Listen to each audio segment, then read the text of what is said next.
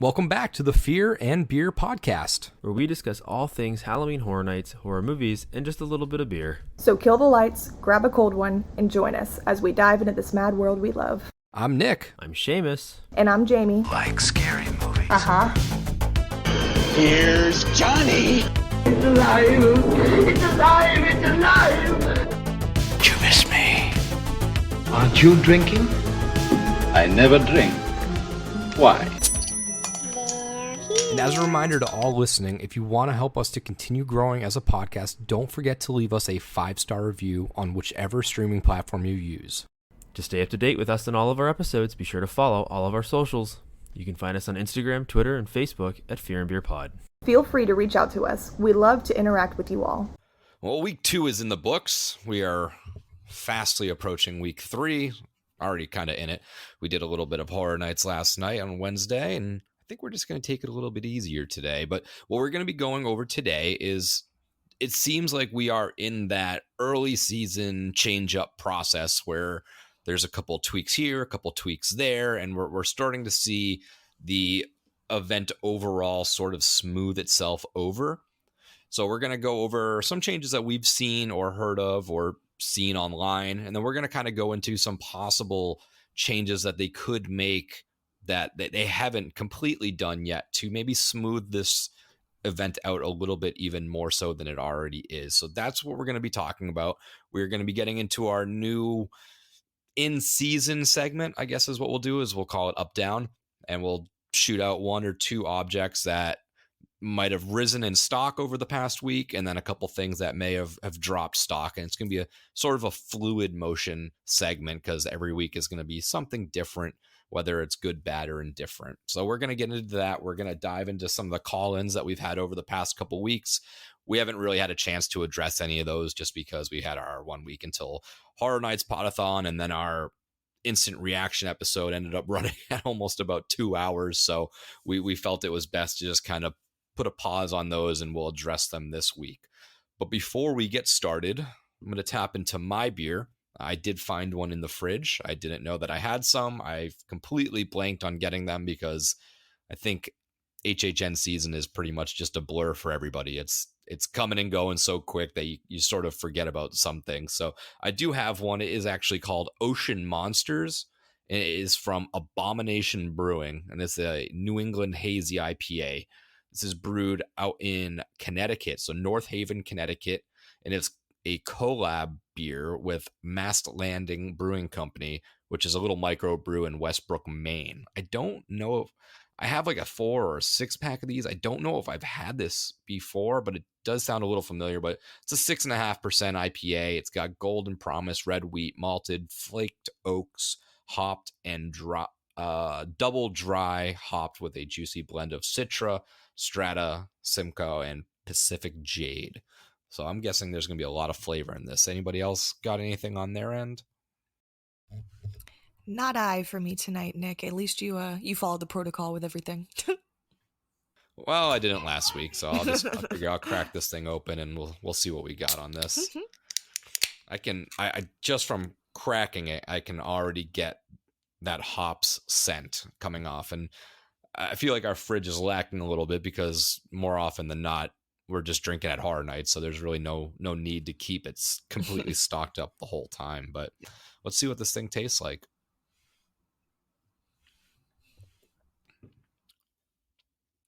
It's pretty subtle. It's actually not as hoppy as I had imagined, so I'll be curious about that. But yeah, it's a pretty decent one. I can see myself drinking a lot more of these. This is a lighter New England. That's not exactly what I suspected, but yeah. Abomination's a cool brewery too. Yeah, they got really cool can art. This thing looks like it's a skeleton in a top hat, or sorry, 2 skeletons in a rowboat. It looks almost like they're Titanic survivors. Little umbrella, and they're bridged up on top of what looks like almost like a Cthulhu monster, and it's got a lighthouse in the background. This thing is really cool can art. They always got cool stuff. Yeah, so good stuff. So let's jump into our main segment. So we've gone now opening weekend. We went week 2, and we dipped our toes ever so subtly into week 3, which was last night. I guess we should just sort of round table it real quick. I'll go to Seamus. Seamus, what are some stuff that you've seen change, or what's your impression of this event from the beginning to now, and what has kind of risen in stock? I know that's like a segment we'll get to later where it's individual things, but overall, I mean, what have you seen improvements in?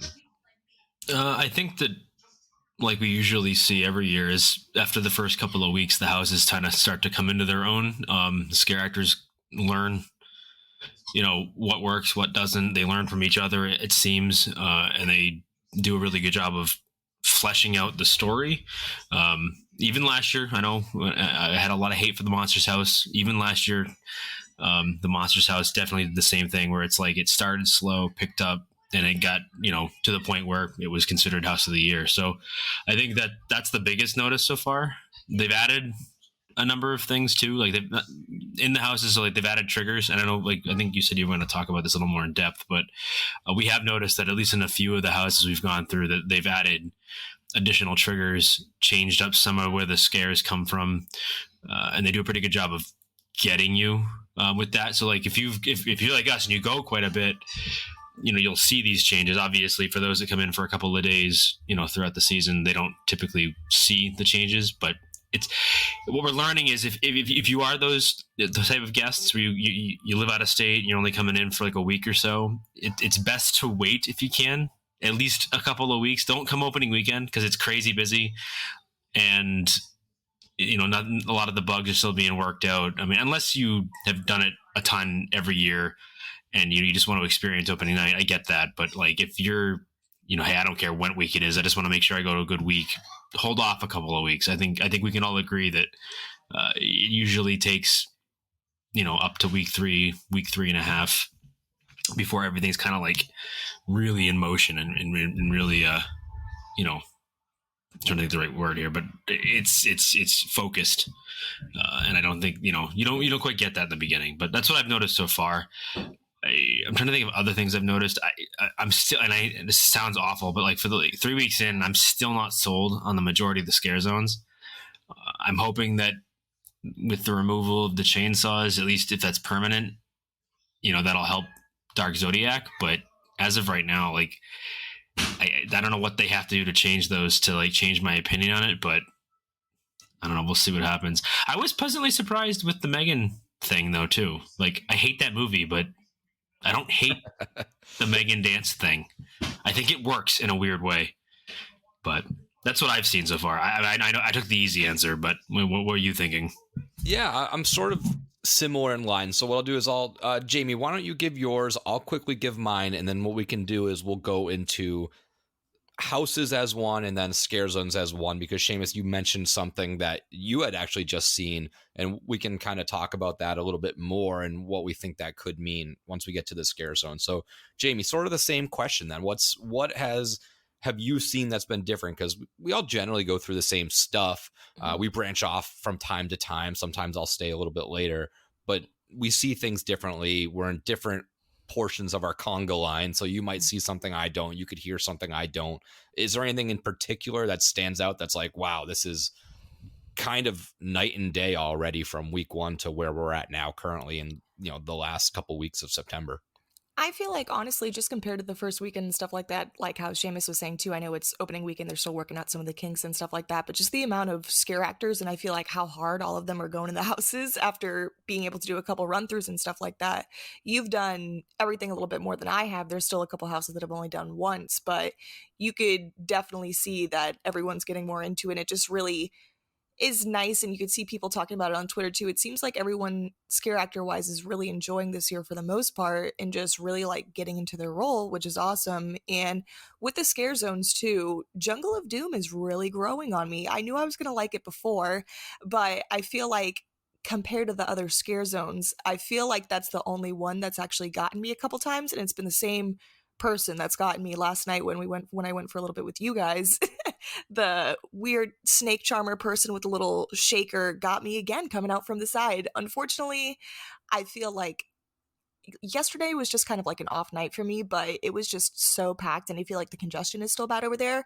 But the theming that they do with it, it's really starting to grow on me. And Seamus, I gotta agree with you. I'm really not the biggest fan of Megan, as any of us really are, but I thought the little Megan pop up was kind of cool. It was actually pretty fun to see them, and I thought it was fun that they came through at different times, like walked through in front of Mel's and in front of the crowd and stuff like that. And I'm trying to think of other stuff off the top of my head. I feel like Seamus really nailed everything, kind of things that we've seen and stuff like that. I feel like I'd seen someone post about it earlier too on Twitter, and I thought it was maybe just me thinking that, but I feel like they've lit the scare zones a lot better too. I feel like everything's been a little bit more lit up, so it's better to see, specifically in Zodiac. That could be just me, but when I saw someone else say it too, I was like, huh, maybe I wasn't just the only one who saw it. Yeah, I think there's definitely been adjustments, and that's expected. You think you know how it's going to be when it's live, as from the production standpoint, and then you run it. And I'm sure that they either look at the surveys or they just send people through the houses as well to kind of get a gauge of where they're at. Do they need to up the volume here, produce it there? And they kind of make adjustments overnight and on the fly. So we're seeing it now. They really only do the team member preview for one night, so they don't have much to go off of in regards to, is it working? So now that we're a couple weeks in, we can see adjustments. I've seen a lot of stuff already moved up. I've seen new audio cues. I agree, Jamie, that the lighting is altered in a couple different scare zones, and it's for the better, I think. I've seen a couple new scare actors in houses, or at least new characters. Maybe I had missed them originally. I don't know if I had, but to me it's new. So that's kind of where I stand. Very similar to everything you said. I did finally catch the Megan thing as well. I actually caught it twice yesterday in front of Mel's. I think it was 8 and then 10:45. I don't know if that's a regularly scheduled thing. I saw somebody else comment to us on TikTok that they also do a 1 o'clock one. So it's in front of the Mel's area, kind of where you would go into for the Lagoon show where previously that was hosted. So I guess keep your eyes out. There's no posted times on the app. There's nothing that you can find online that directly says at this time Megan Horde will be out. But it is fun. They come out very slow, one by one, very creepy, just kind of stare at you. They do a good job. I'm glad it's not a house. I do enjoy this little thing that they're doing, and it does create opportunities to, hey, maybe that's something we do with a couple different shows, or double, we can change the characters. It's such a quick set. I think they're out there for, it's like a 5-minute dance, and then they take pictures, and then they go back to wherever they were. And maybe that's something we can use going forward in the event. So I guess we'll jump in now too. Let's just do scare zones real quick. Some stuff that maybe you've noticed, and I'll let you kick it off, because you mentioned something that was going to be part of my suggestions of things that we could change, but you said that you've seen that maybe they've gone through with something we were suggesting. Yeah, I saw a post from somebody on Twitter. Let me see if I can find the person that posted it. Hold on, give me 1 second. I'm not sure. I should have kept it up here. I should have kept it up and looked so I could give you a shout out. But somebody's at the event tonight, and they follow us, or we follow them, or something on Twitter. And they posted a video of Dark Zodiac, and all the dudes walking around with chainsaws normally were walking around with like what looked like Final Fantasy VII swords. So for all my nerds out there, I know what I'm talking about. So is this permanent? Who knows? We don't know that for sure. I mean, it's weird to only swap it out for like tonight and that's it. So I would imagine that it's a permanent change, which would mean that I think they're listening to the community, because I can't imagine we're the only ones who are like, dude, they ruined the scare zone. Unless maybe they just kind of came to the same conclusion as we did. But so as of right now, as far as I can see on Twitter, that's what we're seeing. We don't know if it's permanent or not. Kind of hoping it is, but at least I am anyways. I understand the argument that it can be made where it's like, well, it's Horror Nights and they're kind of a staple of Horror Nights. It doesn't change the fact that they completely ruin the vibe that Scare Zone's going for. And if they want, honestly, if they want more chainsaw, then put them back in Simpsons. Just leave them there. you've got nothing over there right now. So I'd rather you do that than try to shoehorn them into a scare zone that doesn't need them. But yeah, that's what I've seen on Twitter. Again, I don't know. Again, I'll reiterate: we don't know if this is permanent or not, so don't assume that we know for a fact. But it would be nice, I think, if it was. Yeah, that would have been one of our things that we would have probably suggested, was that it just doesn't fit in that zone. Now, we are on the side of, we don't really enjoy the chainsaws at all. I understand their, I guess, quote unquote, necessity at these events. So if you have to have it, fine. I'm sure you can find a spot for it. If, for whatever reason, they don't fit in any of the 5 scare zones, leave them as a roaming horde as their own thing over at Simpsons Land. Like you said, they were over by the Mel's area the year before, but you could shoehorn them into like Shipyard, or you could give a couple to, I wouldn't give them to Oddfellow because they've got the whole mic set up and you don't want to play with the audio. You want to make sure you can hear Dr. Oddfellow talking. So I'd say Shipyard if you had to put it in a zone, but they definitely don't fit in Dark Zodiac. It just doesn't fit the vibe. So that's something that I didn't even see the post that you were referencing, but I am excited, and I hope that is actually like a factual trying thing.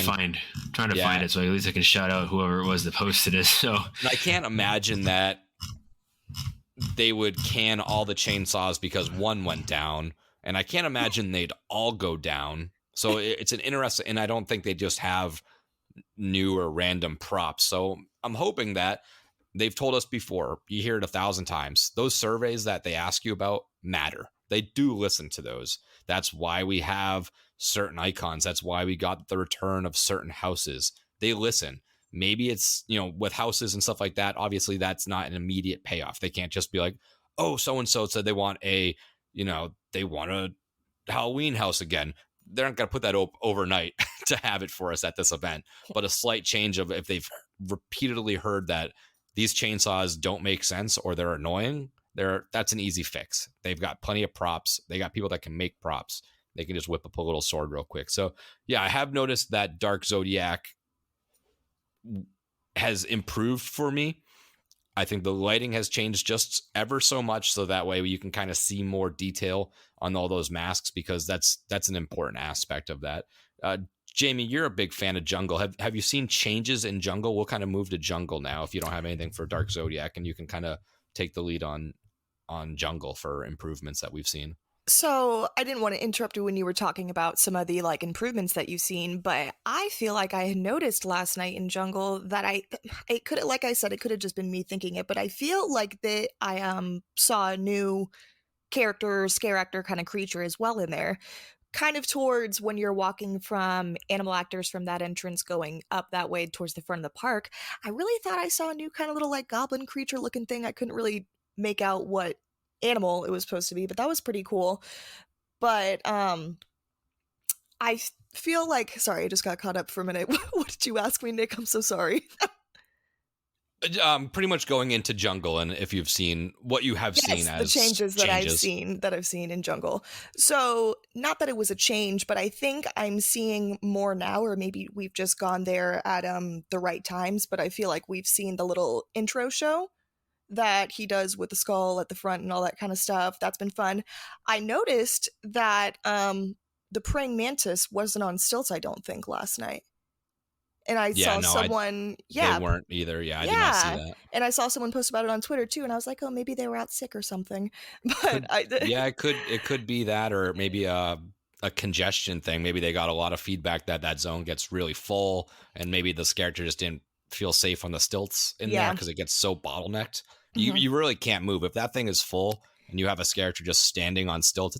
That's pretty dangerous. And it was pretty packed last night too, so that would honestly make sense. And I feel like they upped the fog too. I mean, I'm fine with it, but I feel like last night it was just super duper foggy. I was like, oh my god, I can't even see anything, and that's why I had gotten that scare like I did. So it honestly kind of did its part. But other than that, I don't really think I've seen too many changes to it. Yeah, so we'll move along to Shipyard now. Unless, Seamus, did you have anything for Jungle at all that maybe you've noticed? No, I mean, it's still kind of right around the same for me. Like, it's not wowing me, but I still think that there are a couple pretty cool scare actors in there. I just don't.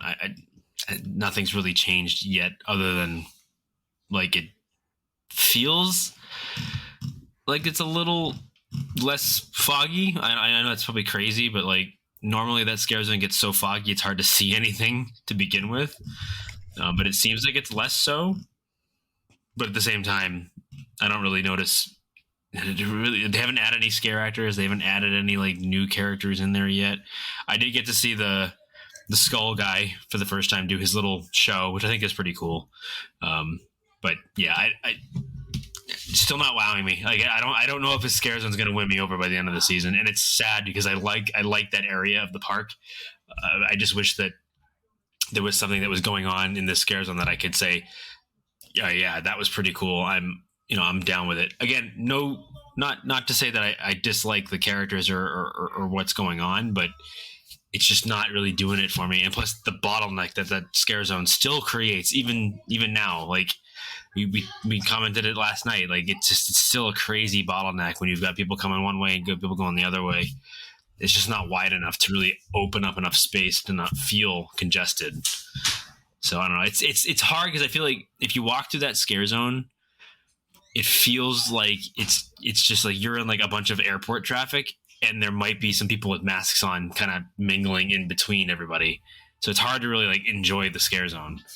I mean, I'm hoping that there's going to be like one night we go where it's kind of dead and we can hang out in there a little bit to maybe get a fuller experience of it. But so far it's been busy enough where it's really hard to gauge how much I truly like it because of those issues. But other than that, no, I haven't really noticed anything new or changed about it.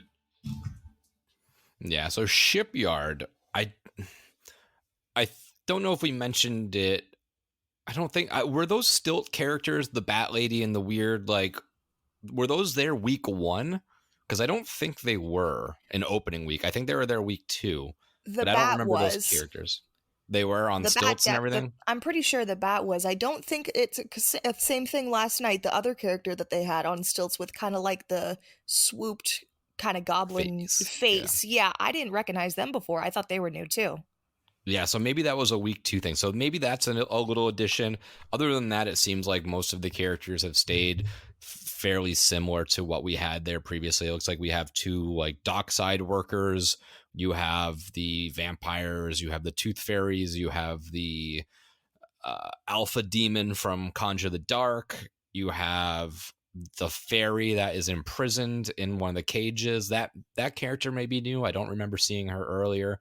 But it does still seem, that vibe over there does seem, and I hate saying that it just seems kind of mundane, because I know the characters are doing their best, but that zone just doesn't seem like it's giving them a lot to work with. I don't know if they have the right direction given to them, because it's just sort of go do your thing, I guess. You know, I feel like in the other zones, characters are interacting with one another.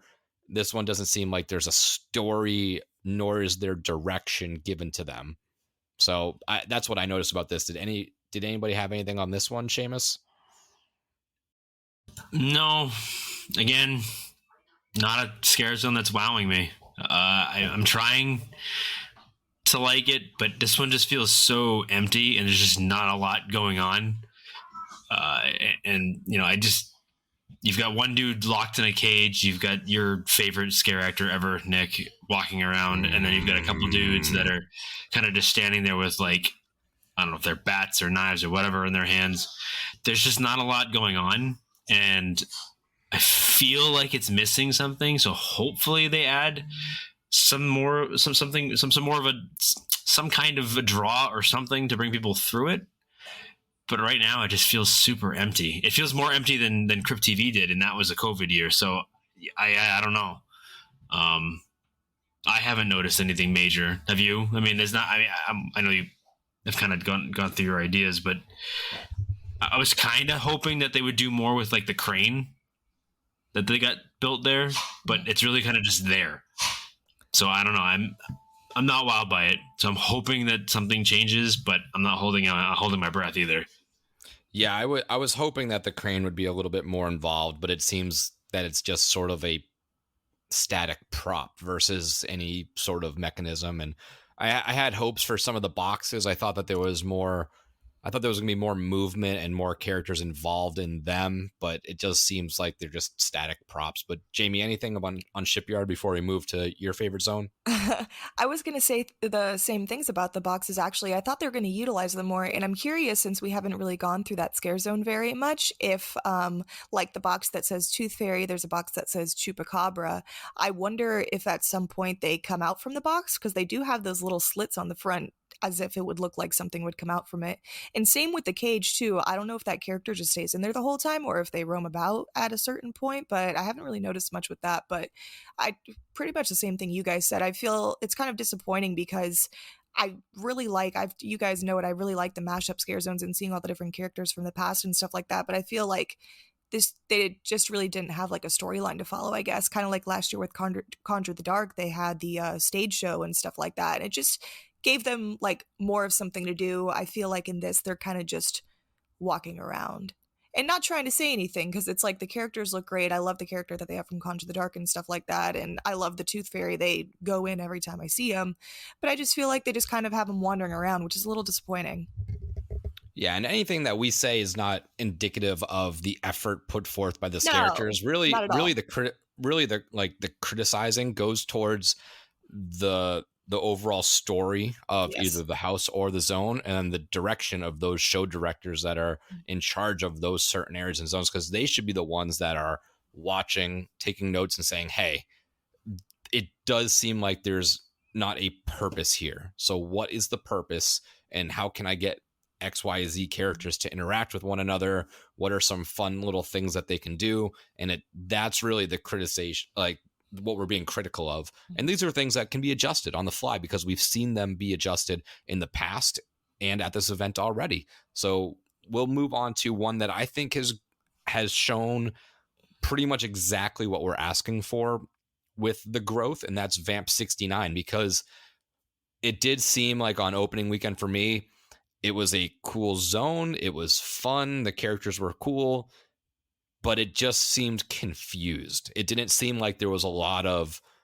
interaction going on. It didn't seem like there was, and maybe because I just didn't spend enough time in there and this was a thing, but I think this is a very common thing, whether it's scare zone or houses, because you need to get your reps in and you need to build up a sort of a resume, I guess, to figure out how you want to do stuff. But it does seem like now there's more interactions. They're getting to know one another and they're starting to really feel it out a little bit. So I've noticed a lot in Vamp 69 where there are a lot of changes, that there's just characters that now interact. I feel like this zone is loaded with characters as well. This has a lot of characters.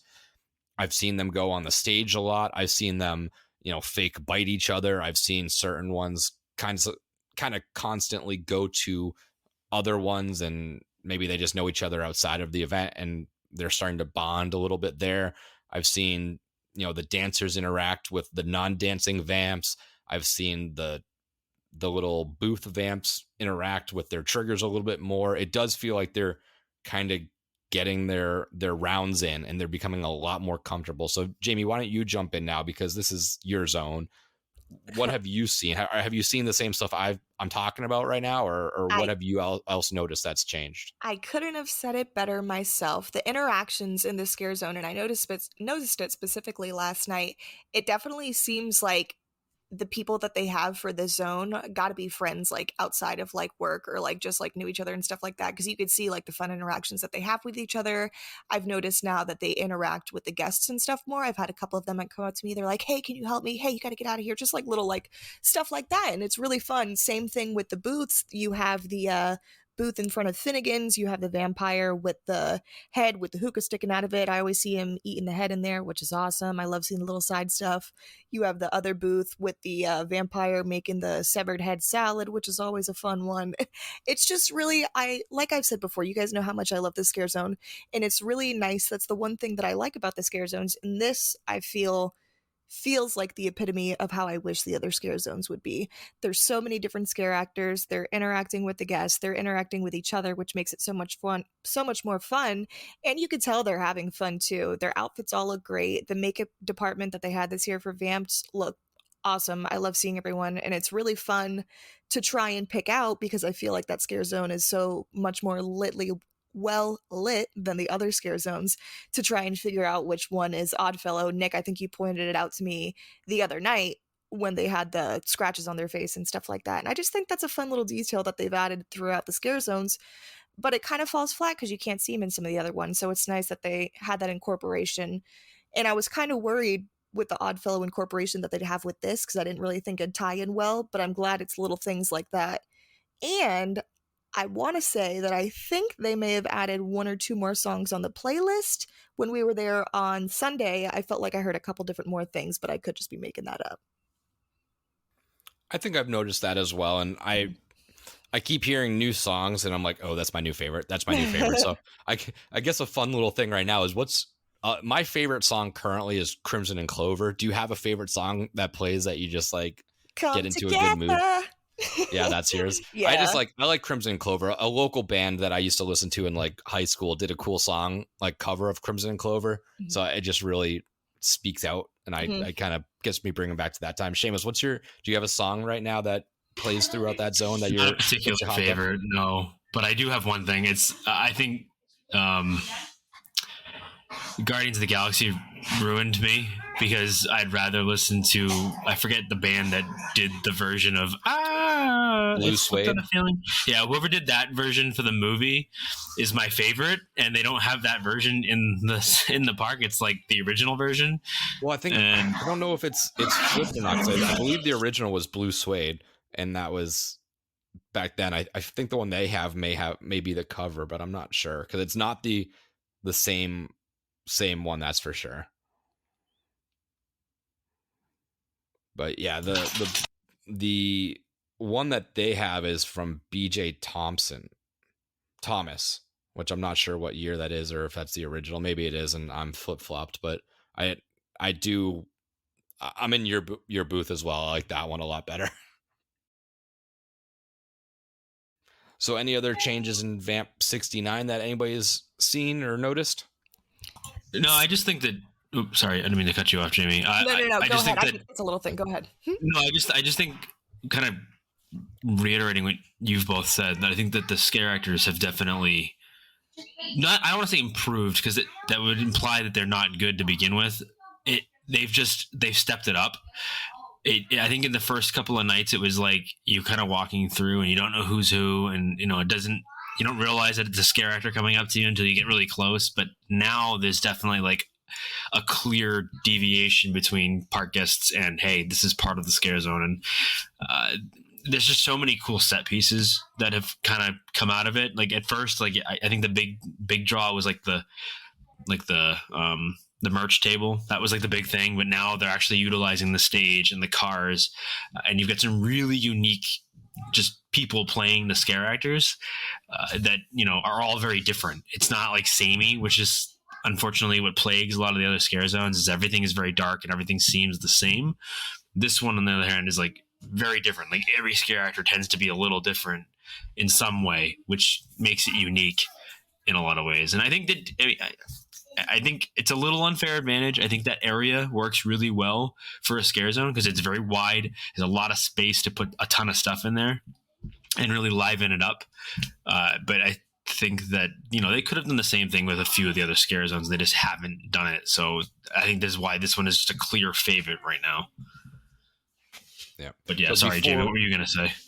Yeah, before we move along, Jamie, what else did you have for this zone? That I had actually, I wanted to mention it before, that I had actually found on Reddit. I think it's pretty accurate because I was looking at them earlier to see all the different songs. Someone had made a compilation on YouTube Music of all the songs played in Vamp 69. And fun fact, if I'm not mistaken as well, I think all the songs did come out, what do you know, in 1969, which is just a fun little thing that I thought was cool to say. Yeah, you can also find did their homework. They did their work. a play. You can find the Vamp 69 playlist on Spotify as well if you want. Oh, can you? Oh, well, look at Yep, that. they're all everything is right there. I mean, And I thought I was so cool finding out the secrets. it looks fairly accurate. Seems like it's an hour and 43 minutes of loop, so it looks like maybe they've added stuff, or maybe we just weren't there long enough to notice, and whenever we did our turn in the zone, we kind of heard the same one or two songs. That's what I and we was just had thinking. bad I was luck. like, man, there's a lot of them on here. I was like, there's no way. Yeah, so let's move up to Dr. Oddfellows, the scare zone right in the front. I've spent a little bit more time in there now. Dr. Oddfellows walking around, but it does still feel it feels like we have 4.5 scare zones, because it does feel like there's Dr. Oddfellow and then maybe 4 characters, and then there's 2 like little dresser cabinets out there in the wild. So Jamie, have you noticed anything about this zone that's like stood out over the recent weeks? Not anything too much different that I've noticed. Like you said, I feel like there's not much scare actor utilization in this zone, which is okay too, because it is kind of fun when we get there a little bit earlier to go and look through the cabinets and the different props and looking at the stage. And I really like the deep, dark, trancy kind of drum and bass music they play in the scare zone. I think it's one of my favorite songs they have at Horror Nights this year. But I wish I've gotten to see Dr. Oddfellow a little bit more. I feel like the times we've run through it, we haven't really gotten to see him that much, so it's always a nice treat when we get to see him. And then I think one of the characters we talked about in the last episode is a character from Vanity Ball, if I'm not mistaken, which is really fun to see too. Yeah, Seamus, have you got to spend any more time in this zone at all, or? Not really. I would argue that I don't think that it's necessarily that it's like half a scare zone. I think it's more than we've gotten in the last couple of years in that area, if you think about it. So I don't think it's fair to say that it's like not really a full scare zone, but at the same time, I do feel like they're not utilizing it enough. But maybe that's just me not spending enough time in it. So maybe I need to spend a few extra minutes when we first walk in to kind of hang out there and see what it looks like. Because I love Dr. Oddfellow. He's a great character. He's awesome. It's just not a whole lot else going on. And I don't know if their plan is to add some sort of show element to it. But as of right now, I haven't seen anything. Yeah, this zone for me, I really enjoy. But it's tough because it's like not really in a loop. So I feel like you either hit it when you're coming in and when you're leaving, but there's really no real reason to be going. Like I go through Vamp so much because I'm going from those houses to like the Chucky and San Fran area, or I go to Dark Zodiac so much because I'm kind of cutting around and stuff like that. But I don't really need to go through, sorry, not Zodiac, but Jungle. I'm kind of doing those two so much because I'm going from house to house. Versus Dr. Oddfellow is like, I'll see it when I come in and I'll see it when I leave. So I guess overall, let's just get into some adjustments we would make for scare zones. Seamus mentioned earlier the whole sword and the chainsaw thing. That was like my number one, was like just find a way to get rid of the chainsaws out of that zone, at least. If you need to keep them, keep them. And I'm hoping that that's kind of a trade-off that they went and did, because I like the designs of them. I would look more into Shipyard. I would definitely try to create some story, something there. I know we're not going to get a full like crazy story like we had with Conjure the Dark, because the stage show gave us a lot to work with, but you got to come up with a little something in there. And there's the 2 Shipyard guys. I guess the easiest way out right now is I would have maybe them patrolling a little bit more, not sitting at the car, but maybe chasing down the wild ones that have seemingly got out of the cages, and create a show of a storyline of essentially, you need to tell us that these are breaking out of their carriages and escaping, and then these maybe are dock workers for Oddfellow and they're trying to get them back into the containers, and it's just not going well, because right now there is that disconnect between the 2 characters in there.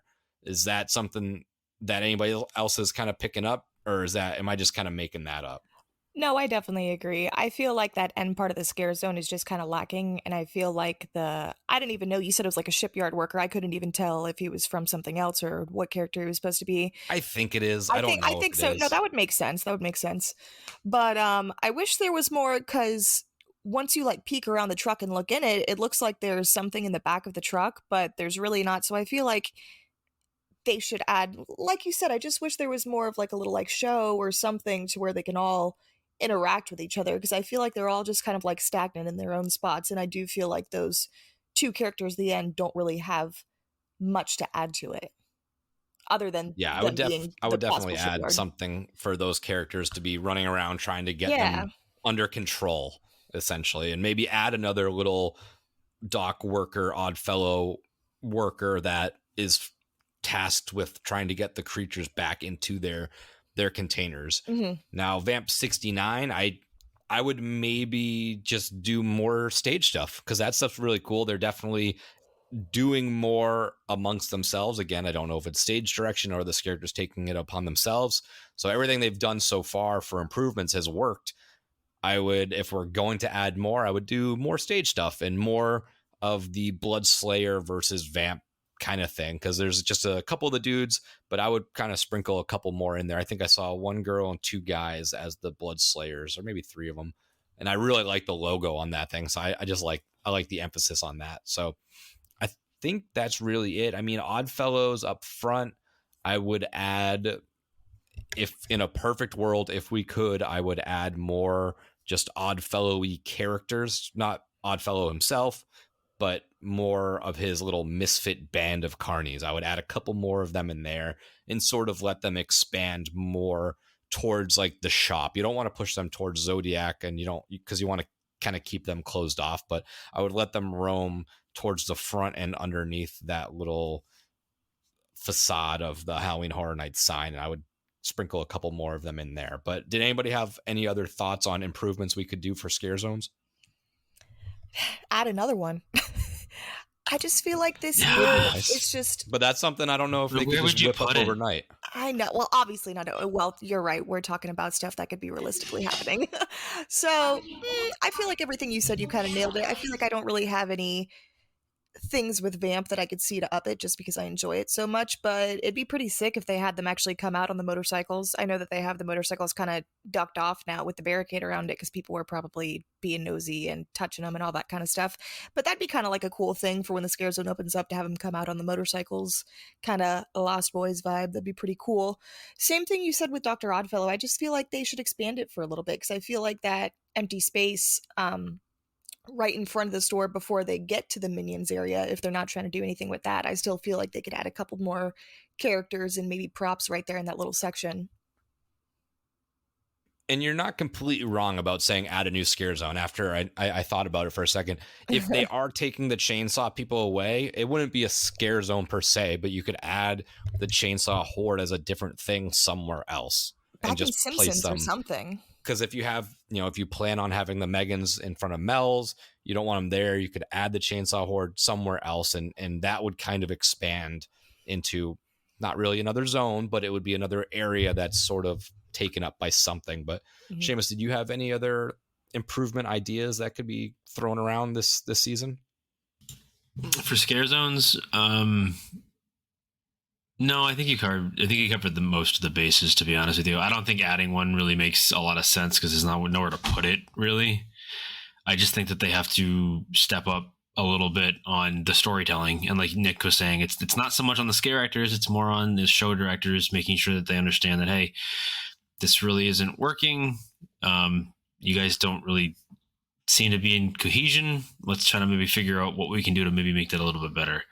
And I think part of it is, I really do think part of it, because human nature is a thing, is that I bet you some scare actors, they go in hoping to get put in a house. They don't get put in a house. They get put in a scare zone. They're bummed, rightfully so. And they don't put as much effort into it. And again, I'm not saying that does anybody in particular, but I feel like that might be part of it in some cases, where some just don't try as hard because they're not in the house they wanted to be in or whatever. It could be. And I'm not saying that that's for sure, but I'm just saying human nature is a thing, and people tend to be, I would understand it be understandable if they were disappointed a little bit, and that's why some of the scare zones lack a little bit. I also think that the lighting in at least a couple of them is not good enough. it's hard to like Dark Zodiac. I know that area is hard to light, but if maybe they would just like light it a little differently, bring it up a little bit so you can kind of see better what's going on. But again, I'm not an expert there, so maybe they can't, or it's hard to really light that area without making it look like a bunch of floodlights. So I don't know. I'm not really sure, but again, this is just, some joker's take on the internet. So take that for what you will, but otherwise, I don't want to say, I'm trying to avoid offending anybody that puts a lot of work into this either. Like, I don't want you to. It's fair to point out things that, realistically could be or maybe can't be improved. It's just our thoughts. And I think lighting in that area is something that could be adjusted because they put so much effort clearly into the costumes and the designs of all these different characters. And then if at nighttime, anytime after, say, 8:00, you can't really fully appreciate them, that's sort of a detriment to it because you're discrediting a lot of the work that was put into these things, and it's a little bit harder to see. And that's, I think, a very fair statement. So let's move into houses quickly. We're not going to do like deep dives into these houses, but quickly, one by one, we'll go through and just say maybe something that maybe we have noticed something different, or maybe we haven't noticed anything different. So I'm just going to pull up the Universal app. We're going to go in order from there. So the first one is Blood Moon Dark Offerings, which I noticed a big change. Now, this was one of our favorite houses, I think, overall so far this year, and it did nothing but improve. My biggest takeaway from that house was I hate that every single trigger is a knife slash and like a and they changed that. They added some new voice audio triggers. I don't know exactly what they say, and I don't really necessarily need to spoil that. But instead of having every boo hole be filled with like the little knife swap and the scream, we now have audio cues that kind of go into the story a little bit. And I think I saw a new scare actor in that very first room where you walk into and there's somebody up top talking down. So Seamus, did you notice anything? Because we did Blood Moon last night, and did other stuff stand out to you that's different now? I think just the number of scare actors has changed. They've increased the number of individuals in the house. I don't know I don't know what like prevents them from doing that from the beginning. I'm not really sure, but I did notice that there are more triggers, more sound triggers. And I think that as much as I like this house, I think that there's a little bit of a samey issue going on with some of them. Like, it's almost like they added a ton of triggers, but they're all the same trigger. I know you're saying it's not a lot of like the swish swish stuff, but it's still kind of like a bunch of, hey, let me jump out, make a noise, and swipe a knife at you. And there's only so much they can do, and I don't think it takes away from this house. I still think this house is probably one of the best ones this year, 3 weeks in. But yeah, that's what I've noticed so far with it, is that they've definitely added things to it. And they also do kind of, in some of the more iconic rooms in the house, like especially with all the mannequin houses, they tend to change, I think, where people are. So like you never really know where the scare is going to come from. But that's really the only thing I've noticed in that house is kind of is they've increased the number of, or at least they have the full allotment of scare actors in there that they intended to, what it appears to be anyways. Yeah, and Jamie, you didn't do it with us last night, but you did it during week 2 last week. So did you notice anything from the first week to that second time you ran through it? I think I maybe noticed 1 or 2 new scare actors, and I don't want to say new ones because it might just be ones that I didn't see before. Maybe they popped out at me this time, or I got the scare. But I'm really excited to see, because I've heard really good things about from you and Seamus were saying, and from people we're talking about on Twitter and whatnot and stuff like that, that the new triggers are really cool. So I'm really looking forward to getting to hear those, because I already enjoy this house, and I think that'll make me enjoy it even more. Because you're right, I feel like it does follow the storyline, but I feel like it was still a fairly silent house. Like you were saying, there was only kind of the knife swishes and other stuff like that. It wasn't really as much in depth as it could be with the storytelling. So I'm really interested to see what kind of little stuff they added in there. Yeah, so let's move on to Chucky Ultimate Kill Count. Now, we did this, I didn't get to do it last night, but I did it in week 2. The only thing I really noticed was that it seemed like the puppeteery doll people were going a little extra hard now. I think they've maybe heard the criticism of the house being what it is, and I think they're just like overcompensating now, which I enjoy. Like, just go for it, just go crazy with it. That's really the only thing I noticed different from week 1 to week 2. But Jamie, did you see anything different in this one? I haven't noticed too much different in this one, and I feel like Chucky's one of the houses we've done more than the others, or at least for me. And I really don't get that. I don't hate it as much as everyone's saying that they hate on it. It kind of upsets me. I think it's that fun house that we need. It's that comic relief house that we need. And every year it has one, and I don't know why everyone's hating on Chucky. Because I think the puppeteering, like you said, I think they're doing pretty good, honestly. And I was kind of afraid that you'd maybe like be able to see like a little arm peek out or like something to like give it away, but they've made it look pretty good. And I'm kind of glad that they use so many different puppets and stuff like that, because that is Chucky, and it's harder to find shorter scare actors or someone to fit the role of playing a young child or a doll being that small to make it look more realistic. So I'm kind of glad they went that route. Now, Seamus, did you get to do this at all the second week? I've only done it once. The one time, so okay. I really can't speak to what's changed.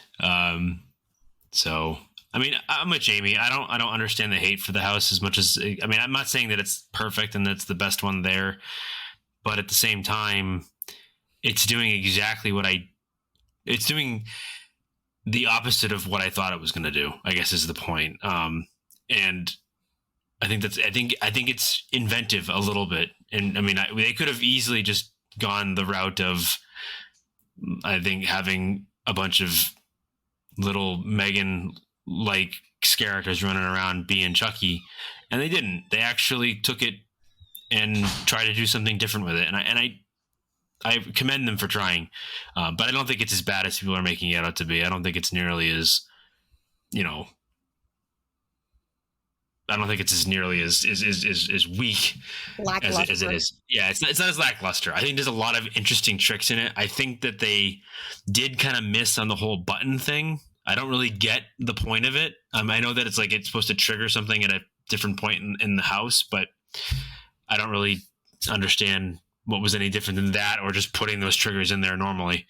So I don't know, but otherwise the set pieces are really cool. The puppetry and the animatronic stuff is really cool.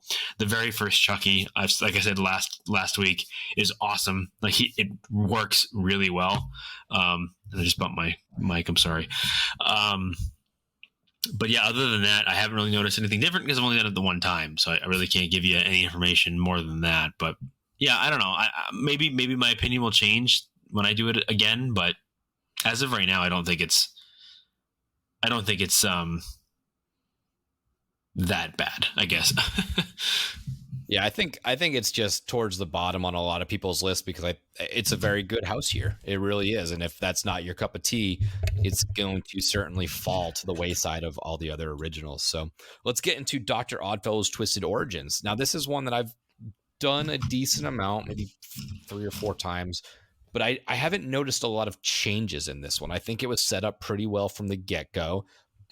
I feel like the energy is fairly similar to that of the first week. I think this is probably, if you were cast in this house, you were probably very excited from the get-go and you kind of went hard to begin with. But I haven't noticed new stuff that was added, really. I could be missing something, so I'll pass this over then. I mean, Seamus, have you done this one again, or like from week 2 versus the first weekend? No. This is also one I've only done one. So no, I don't really have much of an opinion as far as what's changed, but I need to make a point to do it again this weekend.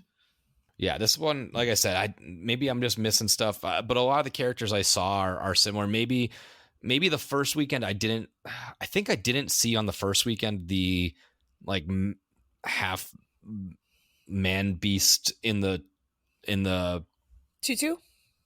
Yeah, I don't think I saw that the very first time. In the second week I saw that, so that's a really cool character. But Jamie, what have you noticed other stuff or stuff sticking out to you that was different? I love that character too. That's what I was going to mention. I did notice him before, but I really still just enjoy that whole thing. It's really given me American Horror Story Coven vibes when they have that cool beast creature. But the only thing I feel like I noticed different, or kind of the same thing you said, maybe you just missed it before. Maybe I missed the scare, but when we did our Unmasking the Horror tour, they were talking about once you walk through the dressing, the makeup room kind of thing like that, they have the big rack of clothes. It got me the other night that they had a scare where like just the arm pops out at you, which I thought was pretty fun, and that kind of got me too. And they had mentioned it in the tour that they had that scare there, so I thought that was new, but maybe not if they knew about it and I just didn't catch it before. So it was something new for me that I thought was pretty cool. But same thing you said, Nick. I feel like once people knew they got cast in this house, they were excited for it, and you could tell the enthusiasm that everyone has. And I feel like everyone's working really well together and just really enjoying their role, which makes it that much more enjoyable of a house. Yeah, so let's move now to Dueling Dragons Choose Thy Fate.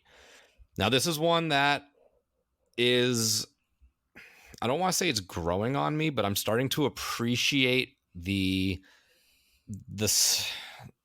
I don't know how to describe it, but the effects, I guess, is what it is, because it's stuff that I've kind of caught on to a little bit more, with the sound being timed with the lights through the hallways that you're walking through, that makes it seem like you're in the middle of this battle, where like you'll hear the whoosh or whatever and the crash, and you'll see like the ice freezing over and you'll hear cracking of ice. It does seem that the last time, because I went through this last night, it seems that the audio in some of those are a lot bigger and a lot louder, giving it some more emphasis and scare.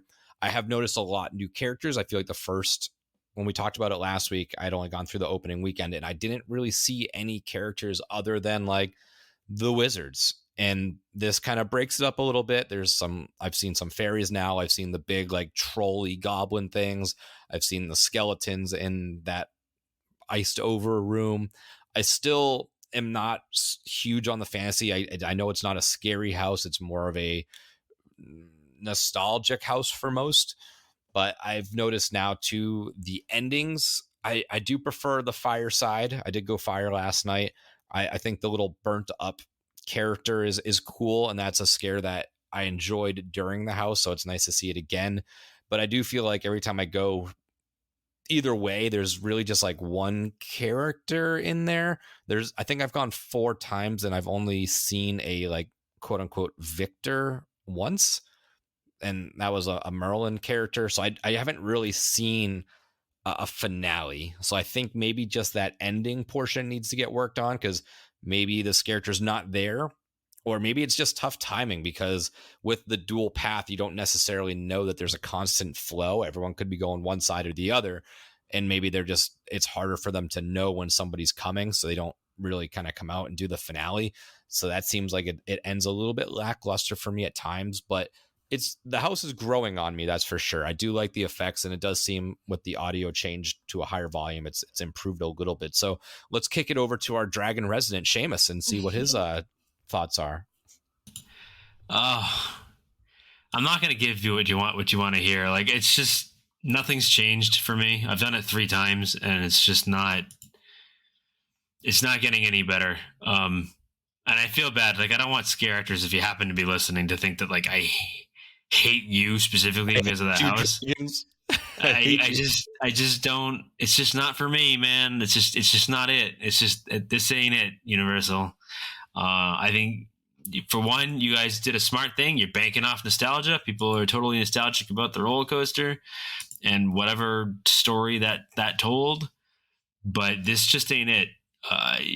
You marketed a house called Dueling Dragons, and there's no dragons other than 2 fire-breathing paper mache dragons that, unless you're looking for, you're not going to even see them. So, nope, not for me. It hasn't changed. Doesn't make it any better. I don't know. There's no different. All the characters look the same. It's all the same thing, and it's just like, hey, look, it's the fire guy throwing his hands like this, and the ice guy throwing his hands. I don't know. I can see the appeal for certain people. It's just not for me. I don't know. I don't know what to tell you. I think it's the right way to do a fantasy house, and this is not it. So if you think this is the right way to do a fantasy house, you're wrong. Well, I think there's two things. Like there's a fantasy house and then there's the Dueling Dragons house. I think it hits the mark for what that was. But if we were going like a true fantasy, I'm sure that they would have a different approach to this if they weren't kind of within the guidelines of a Dueling Dragons storyline. Yeah, probably. I mean, I just don't. Again, if this is really what the whole Dueling Dragons thing is, I'm not seeing the interest in the story. I don't get it. I just don't get it, and maybe that's all. Maybe that's my problem. I don't understand. So yeah, that was my biggest criticism when I first went through it, was that everyone was the same, and it was just sort of the goofy Dragon Ball Z Powerball fighting. But the second or third time that I've gone through, I have noticed some newer characters that kind of broke it up a little bit. So, Jamie, have you noticed that as well, or what have you noticed in this house that's been a little bit altered? I did notice some different characters as well, and I have to agree with you. You're not wrong. So I have chose both fates so far, and the first one I chose the ice side, and I walked through, and I was like, what the hell? There's no one friggin' in here. So I was like, maybe I missed them, like maybe we didn't win, whatever. And then when we had went through Fireside the other night, I think I had went through the opposite side as you. I think you did ice that night. The Pyrock or whoever it was supposed to be was there holding Merlin's head. And I was like, oh, we won when I came out of the house. You were like, no, we did because he was in there too. And I was like, huh. So they were both out at the same time. So I really didn't know how that was supposed to work. If like one of them won, the other one didn't, whatever. But I'm glad that the other couple times I've done it compared to opening weekend when I only did it once, that I actually see some characters in those rooms, because it was really disappointing to walk through it and there be nothing in there. And I was like, well, that was kind of a letdown, because I really do love the split paths. I think it's very fun. I do just wish it was a little bit more extended. I know I've mentioned that before, but it would be cooler to have a little bit more of just that one little stage set up in the room. Yeah, I agree. I think the path it would have been fun to do it a little bit longer. I get it. It's probably tough to staff, but I mean, if you go into it knowing that you have a number to hit, just hire that amount of people and hope that it works out. But it would have been cool to see this extended, and maybe this opens the door for future houses to use this. So let's move to Stranger Things 4. Now, for me personally, I haven't seen much change. I feel like they casted the characters as is, and that's kind of who you get. I think it's a little bit harder to just pencil in another character in an IP, especially a Stranger Things IP, because you're going to have to look for a particular person versus, like, let's just go back to Dragon and say like, oh, let's make another fairy. And, you can whip up a costume, you could put it in, you don't have to really get it approved by anybody other than Horror Nights. Versus Stranger Things, you can't just be like, well, let's go add an 11 to this room and we'll add another Eddie over here. Sort of harder to play by, but it does seem like it just kind of is what it is. I enjoy it. I think that some of the scenes are a little bit lackluster, especially after, Jamie, you showed me the walkthrough of the Hollywood one. It does seem that it's a lot of different stuff, and they got some stuff that I really wanted to have, and we have some stuff that I'm sure they really wish they had. But in their woods scene, it was very more woody. It felt like where we have in Yeti versus just like you got a couple trees and then like a black backdrop.